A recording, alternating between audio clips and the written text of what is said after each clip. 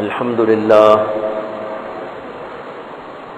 لله رب العالمين والصلاة والسلام على أشرف الأنبياء وسيد المرسلين وعلى آله وصحبه أجمعين ومن تبعهم بإحسان في كل زمان ومكان إلى يوم الدين.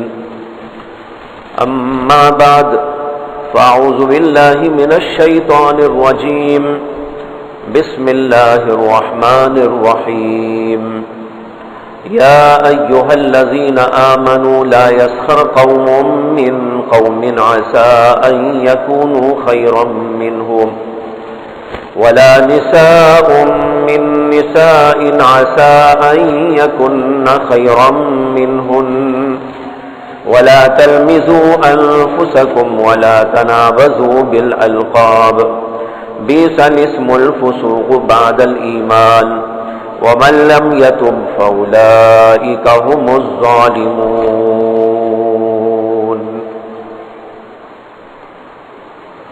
بزرگان محترم، برادران اسلام، اسلام کی تعلیمات میں ایک اہم تعلیم اخلاق کے بارے میں ہے. اسلام اخلاق پر بہت زور دیتا ہے، جیسے وہ عقائد پر زور دیتا ہے اور عبادات پر زور دیتا ہے، اسی طرح اس بات پر بھی بہت زور دیتا ہے کہ ایک مسلمان کے اندر اچھے اخلاق ہو، اس کا کردار بڑا صاف ہو. یہاں تک کہ حدیث میں آتا ہے کہ نبی اکرم صلی اللہ علیہ وسلم نے ارشاد فرمایا کہ قیامت کے دن ترازو میں سب سے زیادہ وزنی جو چیز ہوگی وہ ہوگی اخلاق. اخلاق کا وزن سب سے زیادہ ہو. اس سے اندازہ کر سکتے ہیں کہ اسلام نے اخلاق کی کس قدر اہمیت بتائی ہے اور اس کی ضرورت کا احساس دلایا ہے. اور جب ہم اخلاق کہتے ہیں تو اس کے اندر بہت ساری چیزیں آتی ہیں، کوئی ایک چیز کا نام اخلاق نہیں ہے. اخلاق کا تعلق ہمارے رہن سہن سے بھی ہوتا ہے، ہمارے انداز زندگی سے بھی ہوتا ہے، ہماری بول چال سے بھی ہوتا ہے. ہر چیز سے انسان کے اخلاق کا پتہ چلتا ہے. انسان ایک لفظ بولتا ہے، اس سے پتہ چلتا ہے کہ اس کے اندر اخلاق ہے کہ نہیں ہے. مثلاً ایک آدمی گالی بکتا ہے، اسے کون کہے گا کہ یہ اخلاق والا ہے؟ ہر آدمی کہے گا کہ بڑا بد اخلاق انسان ہے. دیکھو، ایک جملہ گالی کا زبان سے استعمال کرنے پر ہم فیصلہ کر دیتے ہیں کہ یہ انسان اخلاق والا نہیں ہے. اسی طریقے پر ایک آدمی کو چھیڑ رہا ہے، مار رہا ہے، تو آپ کہتے ہیں کہ کتنا بد اخلاق انسان ہے. زبان سے تو اس نے کچھ نہیں کہا، لیکن کچھ چھیڑم چھاڑی کی، ہاتھ سے، اپنے انداز سے آپ اسے کہتے ہیں کہ یہ بد اخلاق انسان ہے. تو معلوم یہ ہوا کہ اخلاق جس چیز کا نام ہے وہ ایک بہت بڑی چیز ہے، اور اس کا اظہار زبان سے بھی ہوتا ہے، عمل سے بھی ہوتا ہے، ہاتھ پیر سے بھی ہوتا ہے، اشاروں کنایوں سے بھی ہوتا ہے.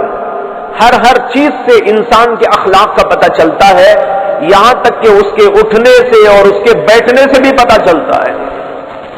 ایک آدمی باوقار طریقے پر اٹھتا بیٹھتا ہے، ہم کہیں گے کتنا با اخلاق انسان ہے.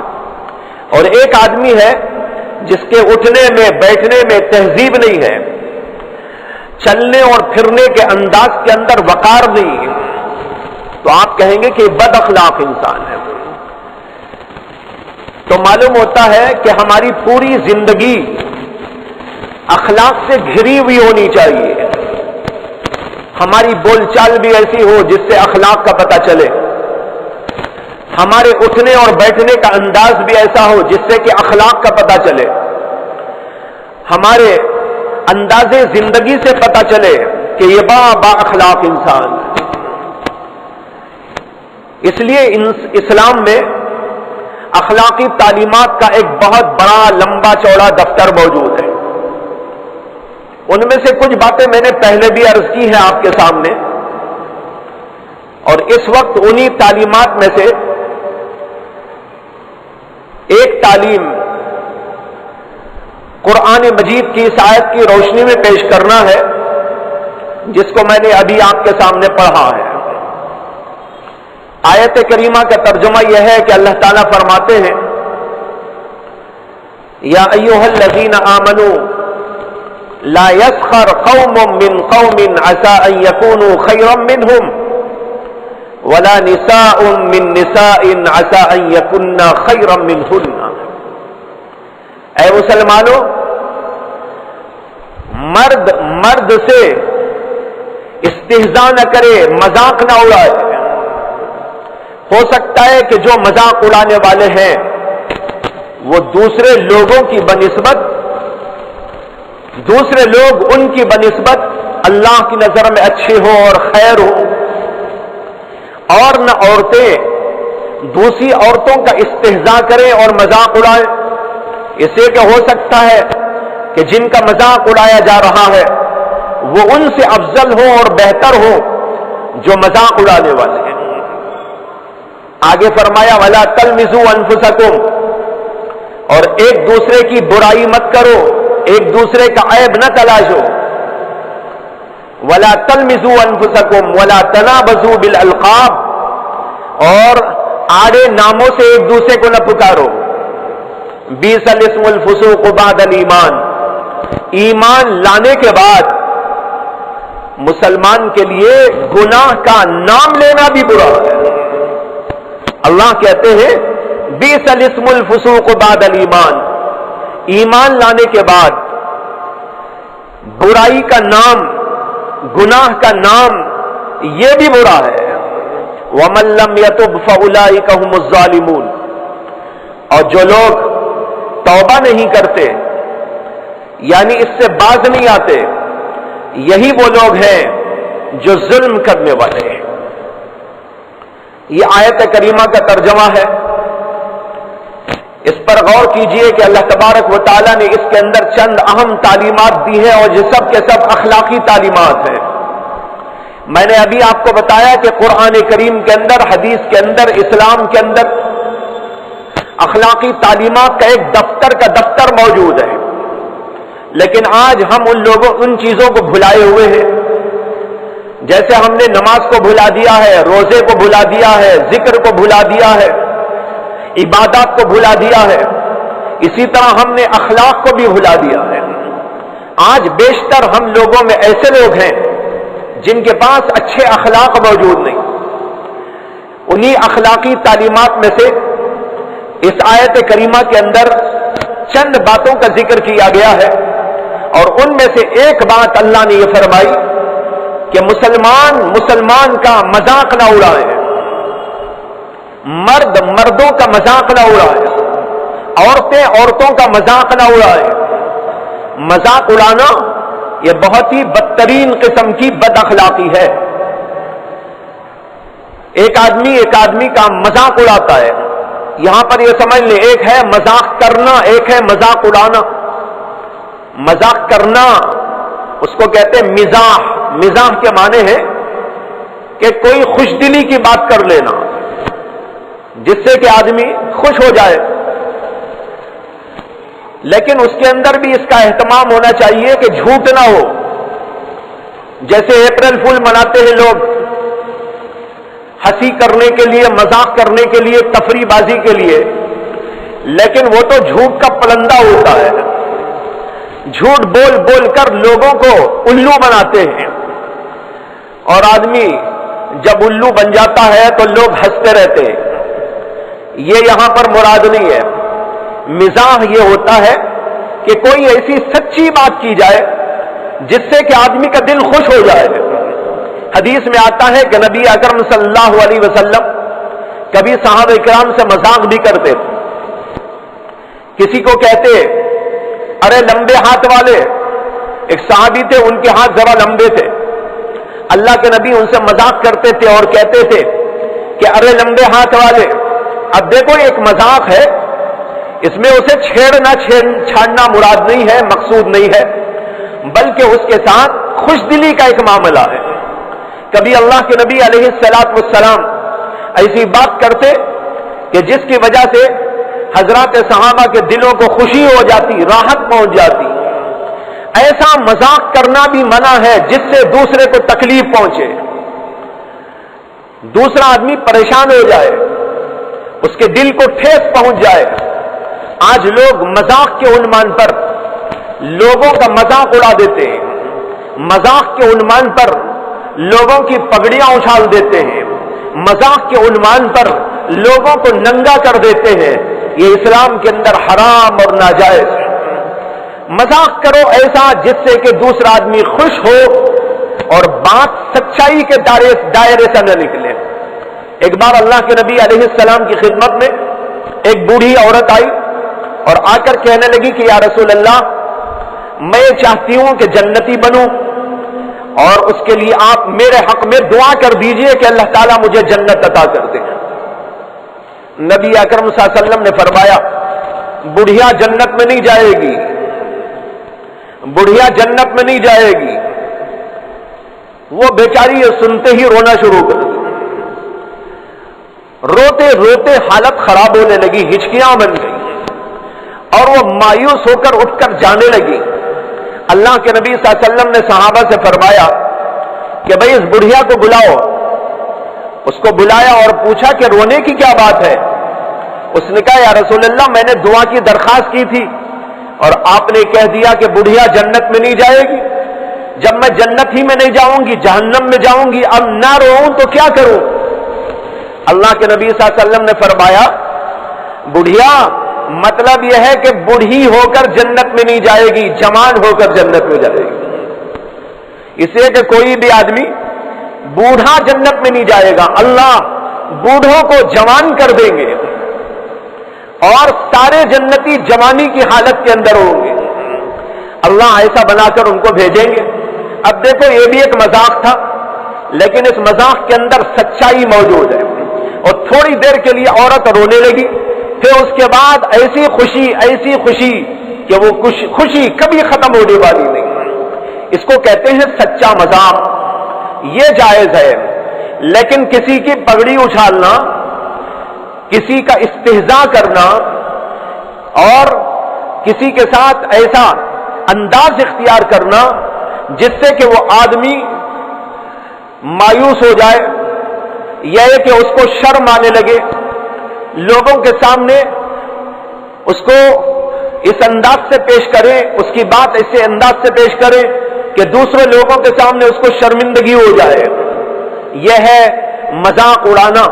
اللہ نے اس سے منع کر دیا اور کہا لا يسخر قوم من قوم عسى ان يكونوا خيرا منهم ولا نساء من نساء عسى ان يكن خيرا منهن.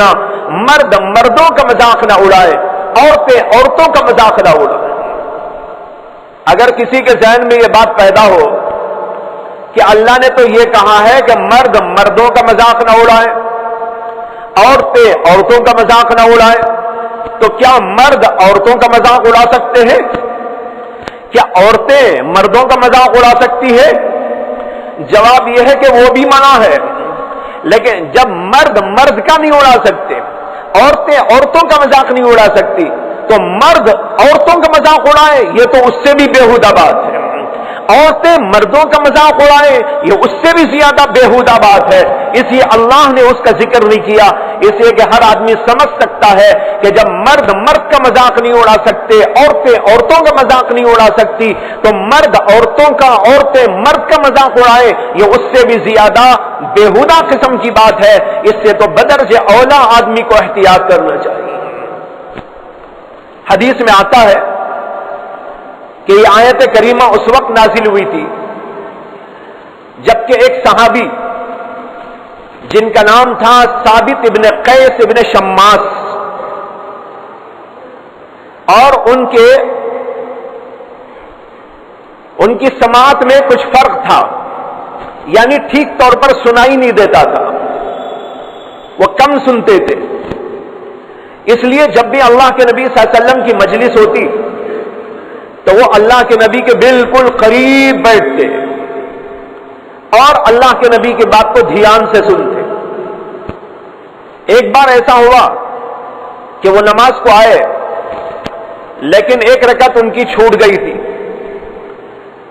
جب اللہ کے نبی نماز سے فارغ ہوئے، سارے صحابہ حضور کے قریب ہو کر بیٹھ گئے، یہاں تک کہ مسجد بالکل پر ہو گئی، جگہ بالکل نہیں۔ وہ صحابی نماز اپنی پوری کرنے کے بعد لوگوں کو پھلانگتے ہوئے آگے بڑھے، چونکہ صحابہ بھی جانتے تھے کہ ان کو کم سنائی دیتا ہے، تو رعایت میں ان کو آگے بڑھنے کے لیے گنجائش دے دی۔ وہ آگے بڑھے، لیکن آگے بڑھنے کے بعد ایک جگہ پر لوگوں نے ان کو جگہ نہیں دی، وہاں جگہ بھی نہیں تھی، اس لیے لوگوں نے ان کو جگہ نہیں دی۔ ایک صحابی تھے، وہ بیٹھے ہوئے تھے، وہ اسی طرح بیٹھے رہے اور ان کو جگہ نہ ملی تو وہ پیچھے بیٹھ گئے، پیچھے ذرا غضبناک انداز سے بیٹھ گئے، اس لیے کہ ان کو جگہ نہیں دی گئی آگے، تو اس لیے غصہ آیا کہ مجھے حضور کی بات سنائی نہیں دے گی اور مجھے آگے جانے یہ لوگ راستہ نہیں دے رہے۔ بہرحال وہ پیچھے بیٹھ گئے اور لوگوں سے کہنے لگے، یہ آدمی کون ہے؟ یہ آدمی کون ہے جو مجھے آگے جانے نہیں دیتا؟ لوگوں نے کہا کہ فلاں ہے ان کا نام۔ تو وہ ثابت بن قیس ابن شماس اس آدمی کو کہنے لگے، ارے فلانی کے بیٹے، ارے فلانی کی اولاد، یہ کہہ دیا انہوں نے۔ یہ کہنا تھا کہ اللہ نے قرآن کریم کی آیت کریمہ نازل فرمائی جس میں اللہ نے کہا، لا يسخر قوم من قوم عسى ان يكونوا خيرا منهم، مرد مردوں کا مذاق نہ اڑائیں، عورتیں عورتوں کا مذاق نہ اڑائیں۔ ایک واقعہ تو مفسرین نے لکھا ہے کہ یہ آیت کریمہ اس لیے نازل ہوئی ثابت ابن قیس ابن شماس کے بارے میں، جبکہ انہوں نے ایک صحابی کو یوں کہہ دیا تھا کہ ارے فلانی کی اولاد، اس پر اللہ نے کہا یہ مذاق اڑانا تمہارے لیے جائز نہیں۔ اسے کہ جب انہوں نے یہ بات کہی تو وہاں بیٹھے ہوئے کچھ لوگوں کو ہنسی آ گئی، وہ سب ہنس پڑے ان کی بات پر، گویا کہ ان کا ٹھٹا ہو گیا، وہ آدمی شرمندہ ہو گیا اور لوگ ہنسنے لگے۔ تو اللہ کے نبی صلی اللہ علیہ وسلم پر آیت نازل ہوئی اور بتایا گیا کہ یہ کام بالکل ناجائز ہے جو یہاں پر کیا گیا۔ ایک واقعہ مفسرین نے لکھا ہے کہ حضرت صفیہ بنت حی ابن اخطب، یہ رسول اللہ صلی اللہ علیہ وسلم کی زوج مطہرہ ہیں، ام المؤمنین ہیں۔ یہ ایک یہودی کی بیٹی تھی اور وہ یہودی سردار تھا، اور پھر اللہ کے نبی علیہ السلام نے جو ہے ایک موقع پر، جبکہ وہ سردار اللہ کے نبی علیہ السلام کے قبضے میں آ گیا تھا اور ان کی بیٹی بھی آ گئی تھی، اور پھر اس کے بعد جب تقسیم ہوا، جو ہے لوگوں کو تقسیم کیا گیا، باندیوں کو تقسیم کیا گیا، مال تقسیم کیا گیا جنگ کے موقع پر، تو اس وقت میں حضرت زینب بنت حی ابن اخطب جو ایک سردار کی بیٹی تھی، وہ اللہ کے نبی علیہ السلام کی نکاح میں آئی۔ وہ یہودی کی بیٹی تھی، اس لیے ازواج مطہرات میں سے حضرت عائشہ اور بعض ازواج مطہرات جب ان کو دیکھتی تھی تو یہ کہہ دیا کرتی تھی کہ یہودی کی بیٹی، اے یہودی کی بیٹی۔ یہ بات ان کو بڑی ناگوار گزرتی تھی۔ وہ بڑی پکی سچی جو ہے مسلمان تھی، زوجہ نبوی تھی۔ اللہ کے نبی علیہ السلام کی خدمت میں ایک بار آئی اور آ کر عرض کرنے لگی کہ یا رسول اللہ، مجھے اس طرح چھیڑا جا رہا ہے، مجھے اس طریقے پر کہا جا رہا ہے کہ میں یہودی کی بیٹی ہوں، مجھے یہودی کی بیٹی ہونے کا طعنہ دیا جا رہا ہے۔ روایت میں آتا ہے کہ اسی موقع پر جبکہ انہوں نے آ کر اللہ کے نبی سے شکایت کی، قرآن کریم کی آیت کریمہ نازل ہوئی۔ اس لیے مردوں کو بھی الگ سے کہا گیا، عورتوں کو بھی الگ سے کہا گیا، مرد مردوں کا مذاق نہ اڑائیں، عورتیں عورتوں کا مذاق نہ اڑائیں۔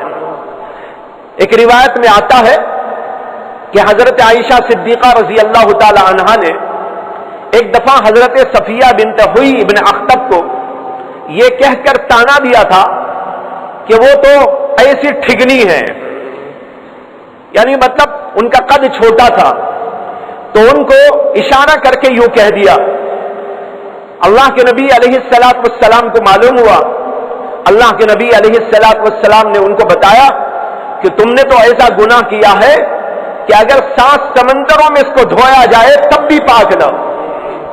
سوچے، غور کرے، یہ واقعات اللہ نے کروائے حضرات صحابہ کرام سے تاکہ ہمارے سامنے ایک نمونہ موجود ہو اور اس نمونے کے مطابق ہم اللہ کے نبی کی تعلیمات کے اوپر عمل پیرا ہو۔ یہ واقعات کروائے گئے، حضرات صحابہ بڑے پاکیزہ تھے، حضرت عائشہ صدیقہ بڑی پاکیزہ تھی، دیگر صحابہ کرام بڑے پاکیزہ تھے، لیکن یہ واقعات اللہ نے ان سے کروائے تاکہ ہم کو سمجھ میں آئے۔ یہ دیکھو ایسا واقعہ ہوا تو اللہ نے قرآن میں آیت نازل کی، دیکھو ایسا واقعہ ہوا تو اللہ نے یہ فرمایا، ایسا واقعہ ہوا تو رسول اللہ نے یہ فرمایا، یہ ہمارے لیے ایک نمونہ بنے۔ اس کے لیے اللہ تبارک و تعالیٰ نے ان صحابہ کرام سے یہ باتیں سرزد کروائی۔ اب ہمارے پاس واضح طور پر بات موجود ہے کہ یہ کام کرنا جائز نہیں، کسی کا مذاق اڑانا، کسی کی توہین کرنا، کسی کی پگڑی اچھالنا۔ علماء نے یہاں تک لکھا ہے اسی آیت کے ضمن میں کہ کسی کے چہرے کا، کسی کی ناک کا، کسی کی آنکھ کا، کسی کی اور کسی چیز کا، اس کے کم قد ہونے کا یا اونچا ہونے کا، ان سب چیزوں کا ذکر کرتے ہوئے ایسی بات کی جائے جس سے کہ لوگ اس کا مذاق اڑائے، لوگ اس کے سامنے ہنسے، جس سے کہ اس کی توہین ہو، جس سے اس کی تذلیل ہو، جس کی اس کی تحقیر ہو، یہ حرام کام ہے، ناجائز ہے۔ اس لیے کسی طور پر بھی کسی کا ایسا مذاق نہیں اڑا سکتا۔ اور اسی ضمن میں علماء نے یہ بھی لکھا ہے کہ اگر کوئی گنہگار انسان ہے، کسی نے کوئی گناہ کر لیا، گناہ کرنے کے بعد وہ توبہ کر چکا، توبہ کر لینے کے بعد اگر کوئی آدمی اسے طعنہ دیتا ہے اور کہتا ہے ارے شرابی، ارے جواری، ارے فلاں، علماء لکھتے ہیں کہ اگر کوئی آدمی توبہ کر لیا اس کے بعد کوئی دوسرا آدمی اس کو یوں پکارتا ہے، یہ بھی اس کا استہزاء ہے، اس کا مذاق اڑانا ہے۔ اور ایک حدیث کے اندر فرمایا نبی اکرم صلی اللہ علیہ وسلم نے کہ جو آدمی گناہ کیا اور پھر اس کے بعد اس پر توبہ کر لی تو اگر اس کو اس گناہ پر کوئی آر دلاتا ہے، آر دلانا یہی ہے جیسے کہ میں نے کہا ارے شرابی، ارے کبابی، ارے فلاں، یہ کہہ کر اس کو آر دلاتا ہے تو اللہ کے نبی فرماتے ہیں یہ آر دلانے والا اس وقت تک نہ مرے گا جب تک کہ خود اس گناہ میں مبتلا نہیں ہو جائے۔ بڑی خطرے کی بات ہے۔ اللہ کے نبی کہتے ہیں اس وقت تک وہ نہیں مرے گا جب تک کہ اس گناہ میں اللہ اس کو مبتلا نہیں کر دے گا۔ خوف کھانے کی بات، آج ہم لوگ کیسا کیسا مذاق اڑا دیتے ہیں، لوگوں کے ساتھ کیا کیا انداز اختیار کرتے ہیں، کسی کے چلنے کا مذاق، کسی کے اٹھنے کے انداز کا مذاق، کسی کے دیکھنے کے انداز کا مذاق، کوئی کچھ بولتا ہے تو بولنے کا جو انداز اس کا مذاق، اور کچھ کرتا ہے تو اس کا مذاق۔ یہ سب چیزیں اس آیت کریمہ کے حکم کے اندر داخل ہے۔ لا يسخر قوم من قوم عسى ان يكونوا خيرا منهم ولا نساء من نساء عسى ان يكن خيرا منهن۔ حضرت عمرو بن شرحبیل ایک تابعی بزرگ ہے، وہ کہتے ہیں کہ اگر کسی آدمی کو میں نے دیکھا کہ وہ آدمی بکری کے تھنوں کو منہ لگا کر دودھ پی رہا ہے، اس پر اگر میں نے اس کا مذاق اڑایا، بظاہر تو اچھا نہیں لگتا نا کہ ایک آدمی جانوروں کی طرح جا کے منہ لگائے اور پینے لگے، تو تو انہوں نے کہا اگر کسی کو ایسی حالت میں میں نے دیکھا اور اس پر میں نے اس کا مذاق اڑایا تو مجھے اس بات کا خوف اور اندیشہ ہے کہ مجھے بھی اسی طرح کا کام کرنے پر اللہ مجبور کر دے۔ اور حضرت عبداللہ بن مسعود رضی اللہ تعالی عنہ وہ بھی اسی طرح کی بات کہتے ہیں اگر کسی آدمی نے کچھ ایسی حرکت کی تو انہوں نے کہا کہ اگر کوئی آدمی کتے کا بھی مذاق اڑاتا ہے تو مجھے اس کا اندیشہ ہے کہ وہ آدمی کتا نہ بن جائے۔ اس سے معلوم ہوتا ہے کہ اسلام کے اندر کسی کا مذاق اڑانا جائز نہیں۔ یہ اخلاقی تعلیمات میں سے ایک اہم ترین تعلیم ہے۔ ہم سنتے تو بہت ہیں، بہت ساری معلومات ہمارے اندر ہیں، ہمارے دل کے اندر بہت ساری چیزیں جمی ہوئی ہیں، لیکن سوال یہ ہے کہ عمل میں کیسے ہیں؟ جو سنتے ہیں اس کے اوپر عمل کتنا کرتے ہیں؟ اس کے اوپر عمل کرنے کی کوشش کرنا چاہیے کہ ہم کسی کا مذاق نہ اڑائیں، اللہ سے ڈرے کہ ہم کسی کا مذاق اڑائیں تو کہیں ایسا نہ ہو اللہ ہمیں اس کام کے اندر لگا دے اور لوگ ہمارا مذاق اڑانے لگے اور ہمارے ساتھ وہی انداز ہونے لگے۔ اس لیے ہمیشہ ان باتوں کا خیال رکھنا چاہیے۔ اللہ تبارک و تعالی مجھے بھی آپ کو بھی ان باتوں پر عمل کی توفیق عطا فرمائے۔ وآخر دعوانا ان الحمد للہ رب العالمین۔